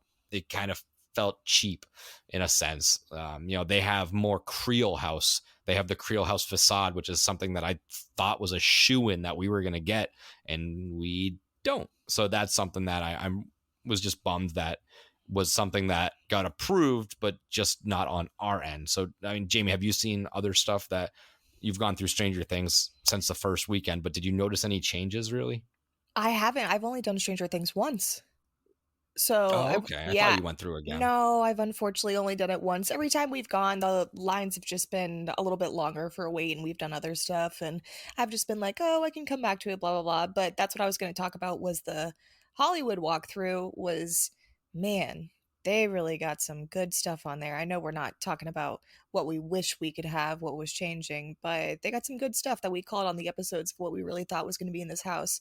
And I do wish that we had a couple of those scenes, but like you said, they probably wish we had some of our scenes too. But unfortunately, I haven't gotten, or I can't say anything that I've seen improve or change because I've only done the one run through of this house. But I do hope in my next run through of it that I see some more of the characters, because I feel like I saw 11, I saw Lucas, I saw Eddie, and I saw Dustin. I think I saw Max once. I think I saw Robin maybe once. I didn't see Steve at all. I don't know if there's any other characters that I missed, but and yeah, I was just gonna say I feel like that's the only thing I could really say about it. Seamus, any Stranger Things I've only done it the changes? one time too. The one time, yeah. So And unfortunately, that was opening night too. So like, I haven't seen any changes at all. We're slackers. No, it's I just don't have. I don't have the patience to sit in an hour and a half line. I just don't. Either. I hate to say it, HHN fans, but no house is worth waiting that long. No single house ever is worth waiting an hour and a half. So I just won't do it. So if I'm hoping that at some point I can kind of hang out till close and just try to shoot through it, one of the last groups, but we'll see what happens. I mean, I'm definitely going to try to do it at least again, but I don't know. I can't really speak too much because I think, opening night, first run through, there's just, you're not going to get anywhere near what the house is supposed to be. Yeah, no, it's improved since then. And I don't know if it's improved because my mood was improved, but from the first time to the second time, I did enjoy it more. And we'll do that again, either at a stay and scream or a late night thing. But let's move on to kind of the dark horse that's sort of moving up the ranks in everybody's, power ranking, so to speak. And that's The Darkest Deal. Now, this one I've done a good amount of times. I haven't noticed. No, okay, I correct myself. I did notice one thing last night, and I don't know if it was an actual character or if it was just an object, but I noticed a new scare actor in that very first room. You walk into the corn, you take a right, and before you get into the little concert hall, I noticed a character there. I'm not going to say more than that because I know neither of you have gone through it yet, but I noticed something. They didn't scare me and they didn't jump out, and I'm not sure if it was a true thing or not. So time will tell. But I haven't noticed any additions, but I've noticed energy. I've noticed that the characters in this house are really clicking. They're really going for it, and it's terrifying. I went one night by myself at closing time, and they rocked me. I got every scare. Everyone was firing on all cylinders, and it was just a very well put together little scare. The little Russian doll scare, what they term it as, which is that big grim reaper, and our reaper walks out from underneath it. That's really cool scare that I enjoy. But I haven't noticed any changes. Just the energy in there is unmatched right now. So Seamus, you've done this one, I think, a little bit. Seamus took a little intermission. I think he went to the restroom. Oh, Jamie, why don't you jump in then for Darkest Deal? I was going to say, I'll fill in. Yeah, I am pleasantly surprised with this house. I feel like I had this fairly low on my list, and I feel like every run we have done through it, it just keeps getting better and better. I feel like I've gotten the most scares in this house other than monsters. I feel like the costuming designing is great. We had went through it not this previous time, but on Sunday, I'm pretty sure when we went through it, there was a scare actor in a Bub's Lounge in the stage area, in the bar area, who had like the violin string bow and like put it in front of you. So you kind of like stopped for a minute and couldn't walk. And then you got a scare from the side, which I thought was really, really cool. So that was something new that I didn't see from opening night and from the first 2 times I think that we did it. And other than, I don't think I've seen the new character that you had mentioned. I thought you were talking about the guy with the bow, and I don't think that's what it was, or maybe it was and I just spoiled it. No, it's something not new. Oh, okay, so maybe I haven't seen it then. But yeah, like you said, the energy in this house is unmatched. Pine Straw Spruce, I know I've talked shit about your name, but you're one cool dude. I really like you, and I'm sorry you had to sell your soul because I really like you. But like you said, the name is still a little ridiculous. It's still a little ridiculous, but this house is really, really growing on me. And like you said, I could only imagine doing this house by myself because I've already gotten scared being with other people. I could only imagine doing it at the end of the night, which I think it's kind of fun to do houses by yourself, honestly. I feel like I've gotten to really appreciate some of the houses doing them as a run through by yourself. You don't really, and especially when you do it for Stay and Scream or when you're doing it closing night, you don't really have the people behind you, the people in front of you. You get all the good stuff, which is nice, and it doesn't usually get to happen. So hopefully I get to do this for that house one day this Halloween Horror Night season, because it's great. And I'm glad that it's getting so well received too, because I know, like you were saying, it was kind of like the the black sheep or was going to be. We really didn't know how it was going to go. So I'm glad it's getting received well. Yeah, so Darkest Steel is definitely moving up on a lot of people's ranks. Seamus, have you noticed any changes for Darkest Steel at all, or? No, because I've done it twice, but I haven't done it since last Wednesday. Not last night, the week before. I didn't really notice much different. I think that I think their scare actors are kind of like Monsters was last year, where like they're really going for it, and I think it works, but I need to do it a couple more times before I can make a final decision as to like, has it improved or is it kind of just where it's been for the last couple of weeks? So really can't give you much other than that. Yeah, it's tough because we're just starting week 3. So it's really how much have we crammed in these last ones. So let's move on to another one that is seemingly just blown expectations out of the water. And that is The Exorcist Believer. Now, Seamus, we did this one last night, so why don't you kick us off on this on stuff that maybe you noticed? Yeah, this house is. I don't want to say grown on me because like ever since day one, this house has been unbelievable. I mean, it's just it mixes the perfect level of like just dark. It's super dark. The scare actors go mad hard in it, and I don't know where they found these scare actors to do this house, but they found them somewhere, and they're so good. And I think that they've added some things to it, but really it's kind of been the same since opening night. I think maybe the exorcism room, they've added a couple people here and there, but ever since that first run through, I feel like as of right now, it's running away with the best IP house at the event. I mean, I'll go on a limb and say that now it's probably the best IP house going. Who knows? Maybe that'll change a little bit throughout the year throughout the season. But I can't imagine that it's going to get worse. That's the thing. Like, I think it's only going to get better as they continue to hone the story and really kind of tighten up, all the various scares. But yeah, I don't know. This house so far has been a pleasant surprise, I think, for a lot of people, including me. Yeah, I did notice. I feel like they did up audio in there. It does seem like stuff is a little bit louder, which creates better scares. I did notice that the scents, and I was going to talk about this in Monsters as well, but it does seem like that little foresty scene, that the scents were being pushed even more, so you could smell like, oh, I'm in a forest. Like that seemed to be something that maybe I caught it right when it was dispensing, and I was just like, hitting the face with the fresh scent. But it does seem like that's been upped, which is nice because it does immerse you that much more. But that's really all I've noticed. The Exorcist has really just been from day one very, very energetic, and maybe going into it, the characters in that one were like, hey, this is cool. We get a major IP. I'm sure people aren't expecting much because obviously it's a movie that's not out yet. We have a chance to really change people's minds by just going over the top and really running with this. And I think that's something that's really shown through. So Jamie, anything on The Exorcist that you've noticed?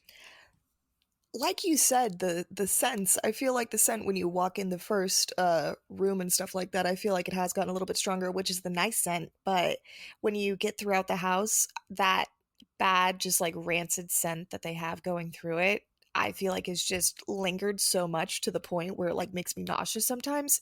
So it's kind of unenjoyable, and it kind of sucks because I really do like this house. Other than the scent, they could boost it down a little bit, but it does immerse you more in it, so I'll give it that. I feel like I've done this house more times than any of the other houses. I think more than that, I feel like the weights have always been fairly low when we've done it, but I don't think I've noticed anything super different. Maybe the audio, like you said, I didn't get to do this one with you guys last night. I kind of dipped out a little early, but I was really hating on this house because without the movie coming out and stuff like that, and I just feel like it's really knocked it out of the park. It's just been really good. So yeah, this one is seemingly a fan favorite of the crowd, and I think that comes a little bit with the expectations were fairly low. So for it to really work as it is, it's just really been impressive. So here's another one that we probably won't have much to talk about. I've only done this twice. I think you both have maybe done it once, and that's The Last of Us. Yeah, I have nothing to really say about this one as of right now. Yeah, And Jamie, it's do not you that have it's anything? bad. It's just I just don't have anything to say as far as like what has What's changed changed? versus what it was the first time. But go ahead, Jamie. You know what? I'm gonna be nice. I'm gonna have to take another run through for this house. I said I wasn't because I was mad that we waited in line for 2 godforsaken hours on opening night for this house, and it put a bad taste in my mouth. But after doing our Unmasking the Horror tour, I really got a better appreciation for this house, and I feel like that's why I really like doing those tours. And there was different scenes that were pointed out. The big house on the inside where they said Joel is up in the window. I'd never even noticed that before from the first run through that I did with it. And now seeing how it connects and how similar it is to the game and seeing how much people really have this connection with it, I'm like, you know what? I guess I'll give it another shot because people have been really liking it. And it's just a shame that the waits are always so long. And I don't want to wait that long in line.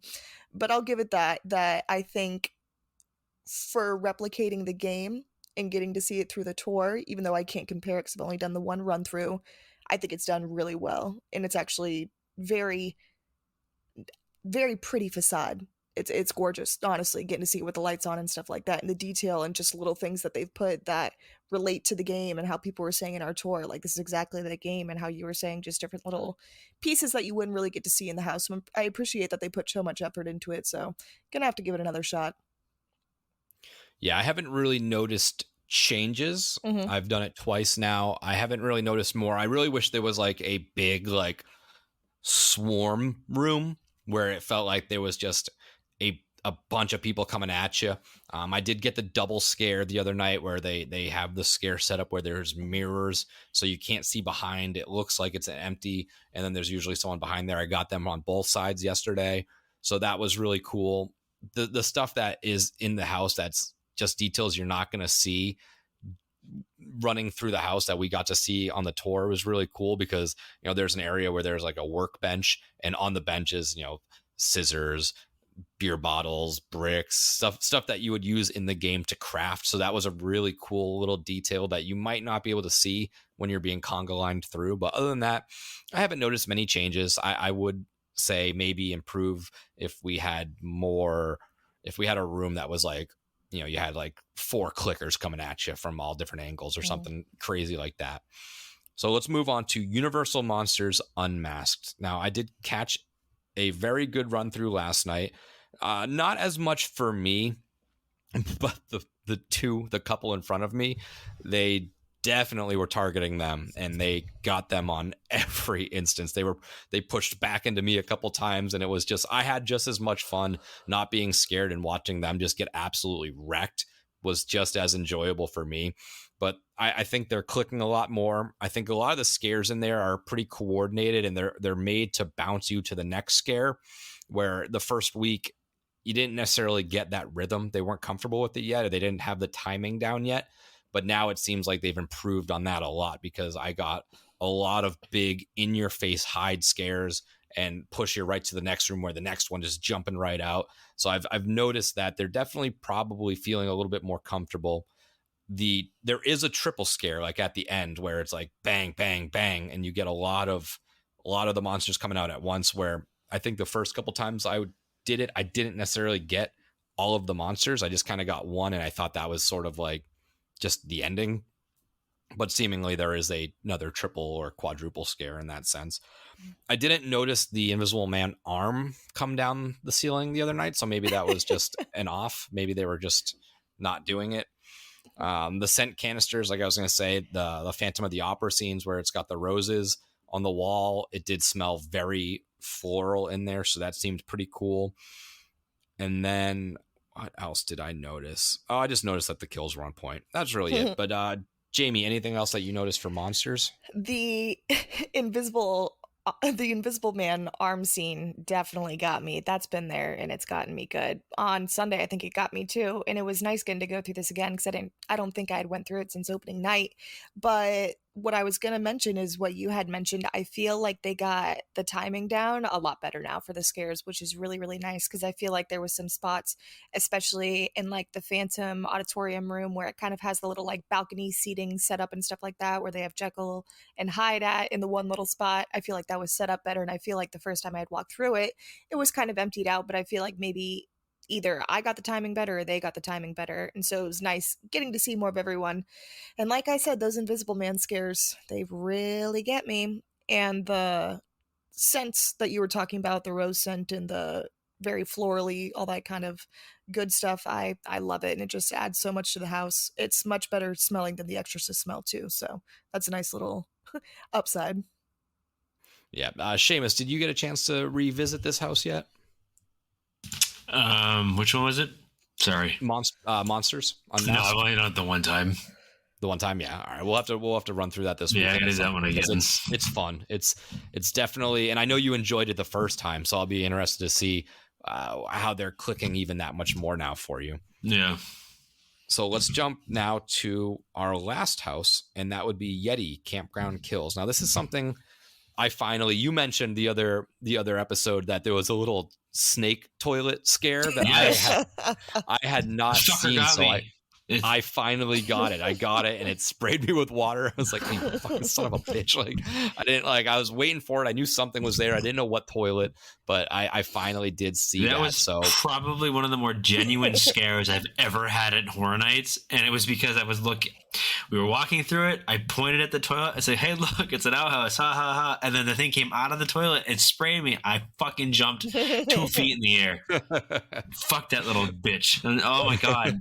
It's good. It was great. It was awesome. Totally got me. So anyone that, I hope I didn't spoil it for people. Obviously we just did, but yeah, no, it's so good. They don't know which one. It's such a good, but like that's the thing. Like, I had not expected anything. Like, there's who's going to expect that something's going to come out of a fucking toilet? Yeah, no, not at all.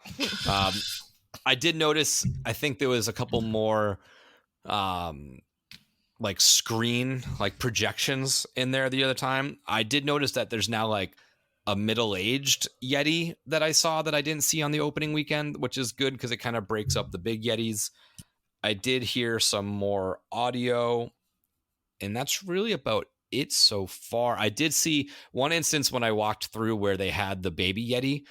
Instead of just the Billy character like poking it with the stick or whatever, there was a Yeti and the Billy character like fighting. So that was pretty cool, but that's what I've noticed. But Seamus, did you get to do this one at all yet again a second time or no?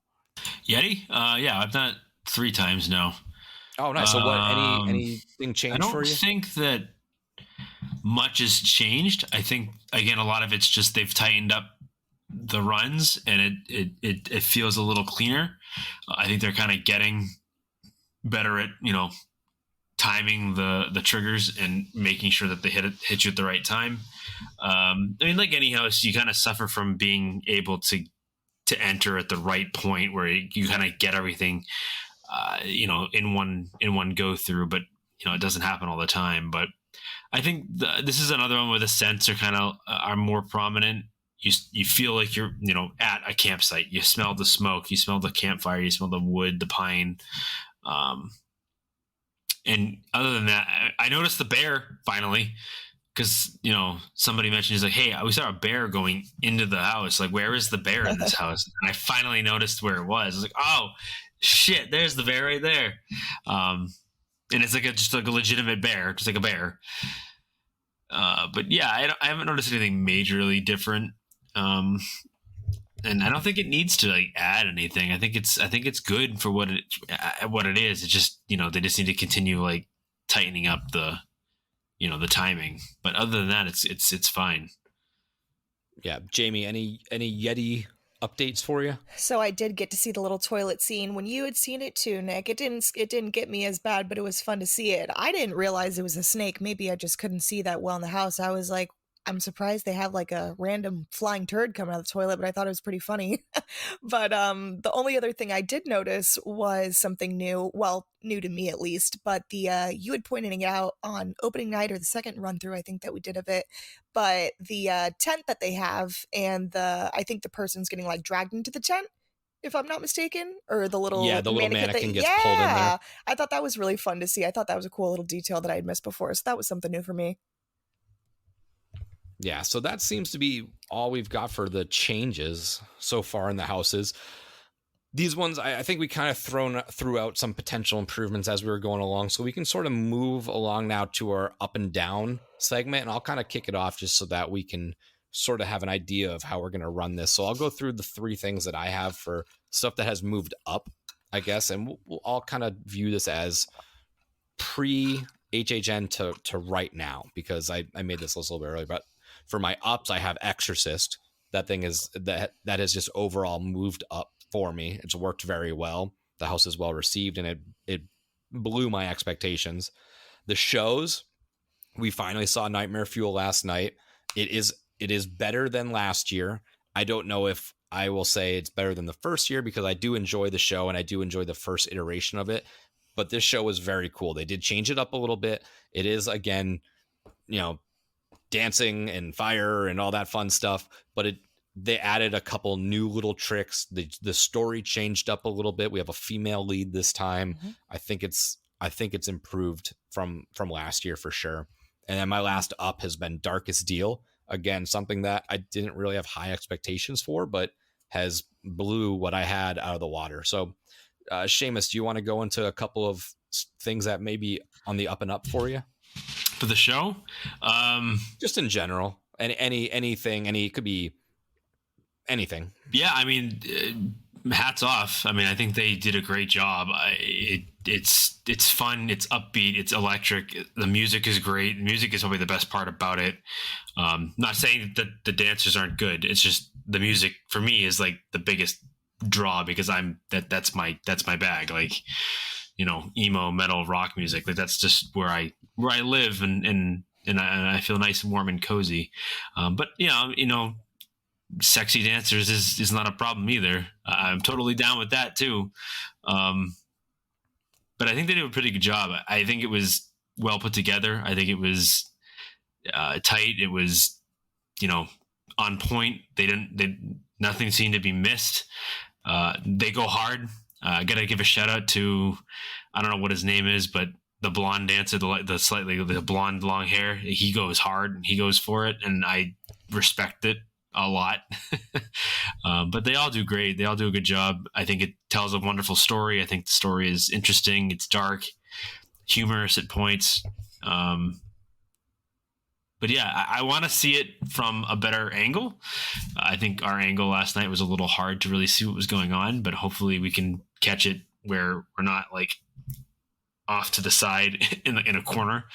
I'd like to see it kind of like from a decent seat. So may have to spend some time sitting in line for a little while just to make sure we get good seats the next time I do it. But yeah, it was good. I enjoyed it. I don't think I'm not a choreographer, so I can't tell you what was wrong with it, if there's anything wrong with it, but I think it works great. I think it's fun. The fire is fun. The sparkler stuff is fun. The explosions are a little loud, kind of disorienting, but and unexpected. But it is what it is. Now that I've seen it once, I'll expect it this time. But yeah, no, it was fun. It was good. So hats off again to all y'all dancers. It was really it's a fun show, and I know that some people get super like annoyed with hypersexualized entertainment, but you know what, it fits this theme and it works, and they all seem like they're having fun. So whatever, I'm down. Yeah. So is there anything else in the event overall, like houses, scare zones, food, just shows in general, operations, that has kind of like gone up for you since the beginning, that's you've seen improvement in, or something? I think the food's gotten better. It's not there yet, but it's gotten better. And what I mean by food, I don't mean the food quality. I mean just like having enough available for everyone and trying to keep the lines down. I think there's still an issue at some parts of the park, but overall, I think they're doing a pretty good job of making sure the options are varied. But they definitely need to either add booths or figure out where they can add additional booths, because at least when I first got there last night, the lines were kind of extreme for food. But hopefully that'll even itself out and it'll get a little bit better throughout the season. But we're 3 weeks in, and we're the start of the third week, and it's still pretty bad. But so I don't know. We'll see. Yeah. Jamie, anything for your up and up? Anything that you've noticed throughout the whole course of the event so far that's kind of exceeded expectations or moved up your rankings, so to speak? Yeah, something has moved up my rankings actually since I got to do it a couple more times now, and that would be Dr. Oddfellow's Twisted Origins house. The first time that I did this, excuse me, I don't want to say I didn't have the best run through of it, but I feel like I didn't get as many scares as I would like to get. I didn't really look at the details, but the more couple times I've done it, I just feel like I'm really falling in love with this house. I feel like it's so much fun. All the scare actors seem like they're having so much fun. I love the different creepy, weird, carny characters that they have. I really like the moving clown mannequin heads in the first dressing room. Something else that's gone up for me on my list too would actually have to be Yeti. Yeti is starting to grow on me a little bit. I was a little disappointed the first couple run through I had on the one on opening night and stuff like that. Feel like I didn't really get the whole vibe of everything, but I feel like it's all starting to flow together better for me and starting to work together well, and I'm really getting that more campy, as you would say, schlocky feel that I like having. So, and the last thing would have to be, of course, you guys talked about it too. We finally got to see the Nightmare Fuel show, and it was awesome. It was great, and I'm a nerd, and I love magic. And I just can't believe, I still can't get over the fucking bed. I don't know how they do it. And they switched it up for me this year. I'm not gonna lie. I have to say, Jamie, it warms the dark heart in my soul to see how genuinely enthusiastic you are for the magic. Like it's like watching a child see a magic show for the first time, and it's the greatest thing ever. It's the greatest thing ever. And it's a genuine reaction. Because it's the thing. It's not like you're not playing it up. Like it's a genuine reaction to it. I think it's great because it's true. It is. I mean, some of that stuff is wild. You're like, well, how did you do that? Like, how do they do it? So I get it. But I have to put that out there that if you ever have a chance to watch a magic show with Jamie, it's the greatest thing ever. Because she's just so genuinely enthusiastic about it, and that's great. But yeah, they're not tricks; they're illusions. It was great. The whole bed switcheroo. Thought she was going to disappear from the bed. They really got me. Did the whole switch up. New person came out. Couldn't believe my eyes. I literally looked at Nick and my jaw dropped, and I looked at Seamus, and they were just cracking up. I was like, "No way, this is sick."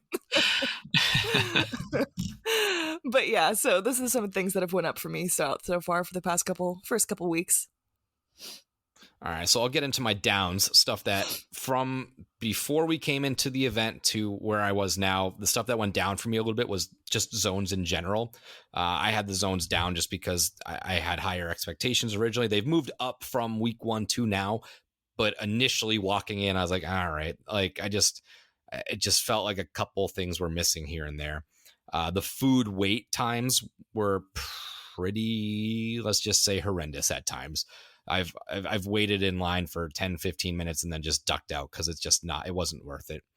And then wait times, just in general, not necessarily the amount of wait times, but the seemingly completely inaccurate wait times.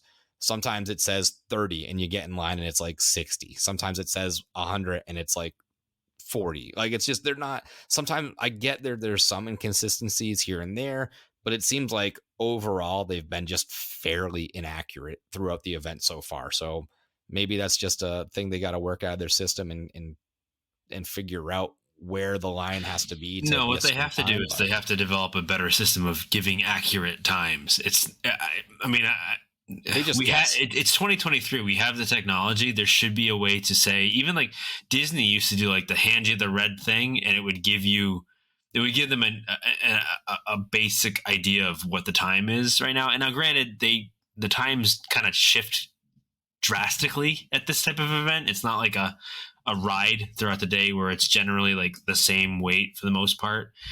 Like this can change quickly, but they do have to do a better job of at least guesstimating the wait instead of just putting a time up there and leaving it. Cause that's what it feels like some nights where it's like they put a time up there and they just, they're just guessing. and then it's nowhere near that time. Specifically, The Last of Us. Like, shame on The Last of shame on them for doing that particular house. You've got to wait at the very beginning, and then you've got a second wait halfway through the line.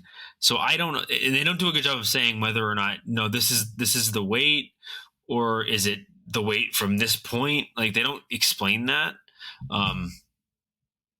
But yeah, they definitely need to figure out a better way of tracking that and giving us more accurate times, because there's already been a few examples of we will get in line for something and it is nowhere near as short as it says it is, which isn't good. I mean it's kind of sucks when you're in line for like 35-40 minutes on a 35-minute wait, and it still looks like you're going to be standing there for another 25 minutes. So they have to figure that out sooner than later. Yeah. So Seamus, do you want to go into some stuff that maybe be on the down for you currently? I think going back to the food, I think the food weights need to be figured out. I mean, I don't think it's like a super downer for me, only because like I expect on busy nights there to be waits. But it does feel like a lot of the booths have at times lines like around the corner, and it doesn't really have any explanation for it other than it just happens to be busy. So I still think that they don't have as many booths as they did last year. So if they could add 1 or 2 booths at certain places, it might improve that a little bit. But other than that, I don't really think there's anything majorly down for me. I just think there's some things that, they need to keep, tightening up a little bit. Like, and honestly, I think some of the negatives for me, I don't think are, fixable in season. It's things that they have to kind of like reanalyze or rethink about going into next year and the years subsequent to that. So Yeah, I feel like it's tough, especially with the food booths this year. That's one of the things that was kind of like on the down for me, because I feel like there's just so much empty space, it seems like, at this event. Like, I know they have the food booths up in Central Park like they usually do in front of Transformers and stuff like that, but I feel like that whole back area where they have the kind of right before the bridge before Men in Black and stuff like that, they finally put the drink tent back up, but there's no food booths. But I feel like it's just so empty. They had the 2 food booths there before, and they used to have the Chucky photo op, which I'm really surprised they didn't use this year, since they're having Chucky this year. But hey, it is what it is. We had it 2 years in a row. But I think that's definitely something that's been on the downs for me, was just the ridiculous lines for the food, especially last night on a random Wednesday night in September. It was just insane. It just really threw me off. The whole night last night I feel like was very just kind of off for me. But same thing you said with the houses and with the waits for the houses and stuff like that. That's why I had to get out of line last night, and I went home early for The Exorcist. It's at 35 minutes, and as soon as we got in, we were like, there's no way this is 35 minutes. So it's like, what can you really do at that point, though? I just hope that they kind of fix their system with the waits and whatnot, because it does get a little frustrating, especially when you don't have copious amounts of money to buy Express Pass. I'm not that fortunate. Yeah, so that's sort of what's been up and down for us at this rate, I'd say. So before we jump off, let's quickly get into some of our call-ins. Now, these are we're going to be playing catch up a little bit, because we haven't done them since before our 1 week, and then we ran out of time last week. So we're going to kind of jump into these, and then we'll kind of react to them as they come along. So yeah, how many are Seamus? You're wrong about dragons. I honestly forget, because it's been a little bit. So it's going to be like a little bit of a surprise. Yeah, so I gotta see. Let's see what we got on these, and let's see if I remember how to cue these up properly. But let me just try and pull this up for us, and we'll see how we go on that end. But it's always fun to hear what people have to say, that's for sure. Hey, it's Matt. If you guys could have any dream icon for an event, what would it be? And for example, for me, I would like a pirate. What are your thoughts? All right, so a dream icon. I haven't really thought about that too much. I think it would be really fun. I think Singapore had a icon that was called the Killustrator, which was pretty fun. I think it would be interesting to bring something like that, where it was, I don't know if it was necessarily an art. It was like an artist that draws maybe creatures that come to life or something along the lines of that. But I think that would be pretty cool. What about you, Seamus? Do you have a future like dream icon? That's a good question. I haven't really given it a ton of thought.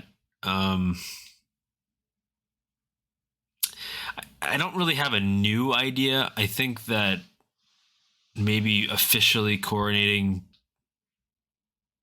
Pumpkin Lord as an icon, even though I think we all assume that we all kind of know that he is, but I would like just like him having his own event, and he didn't really get that last year. As far as I'm concerned, it was not a Pumpkin Lord event. He just happened to be there. I think he deserves like an Oddfellow event like we have this year, but done more deliberately. I still haven't really caught on to like how Oddfellow is tied into all the scare zones this year. Like I'm still kind of trying to figure that out. So I'd like more of like a on the nose direct, hey, this is Pumpkin Lord's event. He is truly an icon now, and give him that full treatment. But I know it's not the most exciting answer, but I really don't know of anything uniquely different or something that hasn't been done before that I'm like clamoring for at the moment. Yeah, Jamie, what about a dream icon for you? That's a really good question. I was trying to think about this while you guys were talking. I was like, man, this is actually kind of tough to think about. But it would, so hear me out here. It's kind of hard to explain, but it would kind of be cool to have an icon that represented, I know we've talked about it before, how it'd be fun, kind of like the 7 deadly sins, and kind of maybe follow the Oddfellow path of being like a shapeshifter and can shape into different sins representing something like that. I don't know, but if they had essentially a whole year themed around that and kind of like that icon, I think that'd be really cool. It sounds cooler in my head than for me explaining it, but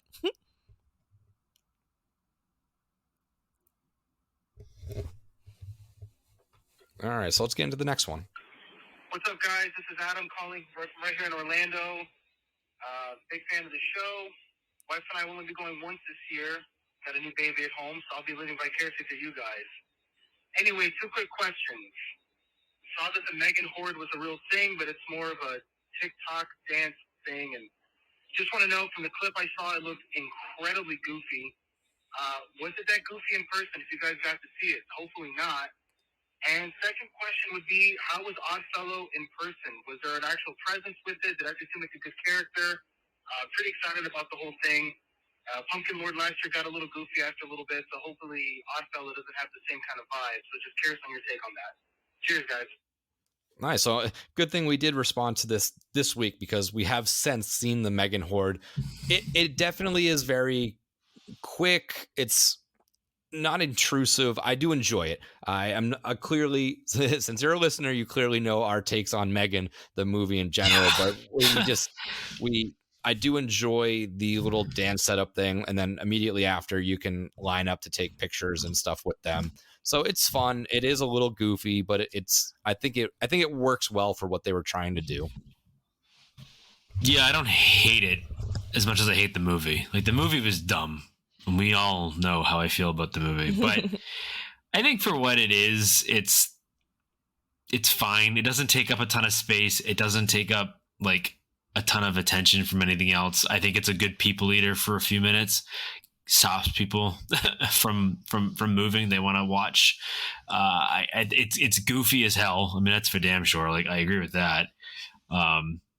But it's, 7 or 8 Megans dancing to a pop song. Like, what do you expect other than that? You know what I'm saying? So I will safely say I'm happy that it is all we're getting from Megan is that, and it's not a house. We're not being saddled with a full or half a house of just Megan. I'd rather than keep it this way. I kind of wish it was a little more often than it has been. But just because, like I said, it's an easy distraction for a lot of people. They're going to stop and they're going to watch that, and gives us more time to run to a house that's only 25 minutes or 35 minutes. But yeah, I mean, again, not anything that I would say that like I'm particularly bothered by. It's just not something that I'm going to stop and watch every time either. I saw it once. That's all I needed. That's all I needed for it, or from it. Yeah, I feel like as a... I think we may have lost Jamie. Hello? Says she can't hear us. Oh, all right. So Can you guys hear me? I know she just watched the Megan dance with us last night. And I think I'm assuming her opinions are pretty similar to that. So let me just jump into our last voicemail, and we'll see if she can get back in time to listen to this, because usually she can hear and stuff like that. But let's get into this last message for us. Hey, Fear and Beer. This is Ray from Salmon Ray on YouTube again. Just calling in to let you know some of my thoughts with HHN32. Two things I did like this year was the food and the Stranger Things house. It delivered. It gave you all the things that you really wanted from it. But two things I did not like: the placement of the houses and the overall vibes. I feel like the Stranger Things house could have definitely thrived where The Last of Us was. The Last of Us could have thrived where Stranger Things was. Second, the scare zones. The set design was great, but I just feel like they under-delivered this year. That's my hot take, and love the podcast. Thank you, guys. Yeah, I think Ray there is saying a lot of the same stuff where it was just, it felt a little lackluster for the zones a little bit. But that's an interesting take with the house placements. Now, I with all this construction, it does suck. Those walks are fucking miserable, walking all the way down to Oddfellow and all the way out, and then walking all the way to The Last of Us and walking all the way up back through Monsters, and they kind of kick you out at weird spots. So it is. I agree with him. I agree with him that the house placements are a little wonky this year. I think part of it, like you just said, is because of the construction over by where Woody Woodpecker was, and that kind of screws them a little bit, at least in that side of the park. I don't know if switching Stranger Things and The Last of Us really does anything. I think the waits is still going to be absurd and still be obscene. And to be honest with you, from what I've experienced with the wait for Last of Us, it's better off where it is because there's more space to put a queue back there. I think just averaged out, I think The Last of Us had a longer consistent wait than Stranger Things does, and that surprises me. I think we all kind of assumed that Stranger Things was going to be like the big draw, and that was going to be the big long waits, and that The Last of Us was going to have like kind of like not a super niche audience, but like not as much as it has been. Like I'm blown away. I'm blown away. Excuse me, by how long the waits have been for that one. I didn't think it was going to be that popular, but I guess I misjudged the community and the audience, and I was wrong. So I don't think switching those two really does anything. I will say that, and I said this last night to you, and I kind of agreed or thought this even last year too, where they stuck Blood Moon really does that house a disservice. I think that being so far out of the way, people forget that it's there, and that's why the wait is usually as low as it has been. I don't think the wait is indicative of how good the house is. So if you're there for one or two nights and you're kind of hesitant to check it out because the waits are really low, and normally that means the house isn't that good, don't take that as a gauge, because this house is still incredible, and it deserves to have a longer wait than it does. And I think that unfortunately it struggles from being in that spot where Hellgate was last year. I think they need to either at some point go back to where Clowns was and stick the house there, or find a different spot for it, or maybe add another pop-up somewhere and put that in a pop-up, because I just think that it obviously needed to be in a soundstage, but I think where they stuck the weight just kind of really screws it a little bit. It's more so like the weight, where the weight starts, more so than what building it's in or what pop-up tent it's in. But I do agree with them that I think the house placement has been kind of wonky this year. And the vibe is, I don't think it's as bad as everyone is saying it is. I don't think it's overly like missing something. I just think that I think the scare zones specifically just a lot of them, most of them feel just blah is the best way I can put it. It's just meh. Like, you know what I mean? Like that isn't a great way to describe something, but you know what I'm trying to say, where it just seems a little feels like it's missing something. Like they all feel like they're missing something outside of Vamp. I think Vamp is the only one that feels like a complete scare zone. Everything else feels like it was all just kind of thrown together last second, which is weird because they've had plenty of time to plan the event. There's no like massive pandemic happening. So I don't really know why they feel so empty, but maybe that'll change. I'm hoping it'll change a little bit throughout the season, but I do agree that the house placement is probably the biggest issue. Yeah, Jamie, anything to add on to that? Did you caught the call in on that end? Yeah, I did. I was gonna say the house placement is god awful. It honestly just really deters me from even wanting to go back to The Last of Us and Monsters, and it's really disappointing because I love Monsters. But that walk is just so brutal. On the way back, waiting in line, walking all the way back there. Same with Dr. Oddfellow and The Darkest Deal too. How it kind of wraps you around and loops you around. But I really did like the point that you made about moving The Last of Us and Stranger Things. I would have loved to see the Stranger Things in one of the parade warehouses in the back with the big placement out on front and stuff like that. And I feel like they would have been able to utilize, like we'd mentioned before, some of those bigger sets that like Hollywood had, where they had the Creole house, the facade, and kind of stuff like that. And I feel like there's just a little more space in there that maybe they would have been able to make it feel more immersive. Yeah, I agree with all those points. So, all right, well, let's wrap this episode up. We got to figure out next week if we may or may not have an episode. We're going to be going to, well, not we, Jamie and Seamus will be doing Sir Henry's Haunted Trail for the media night. We're very excited for that.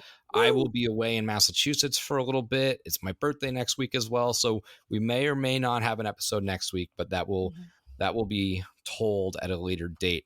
Also, myself and Jamie with Horror Nights, we've been pretty crazy, but we are going to get back onto Shudder Sundays very soon. We'll make an announcement when we're going to restart that series up a little bit, but it will be coming back. We did not abandon it.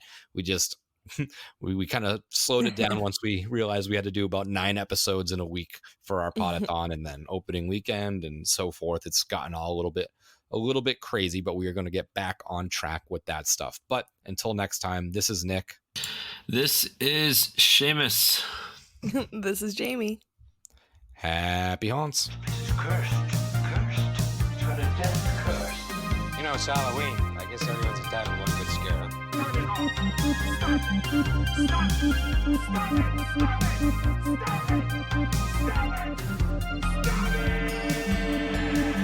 And again, I would just like to thank Vampire Stepdad for letting us use his music for our intro and outro music. So if you would, just go check him out. Spotify, Facebook. Again, that is Vampire Stepdad.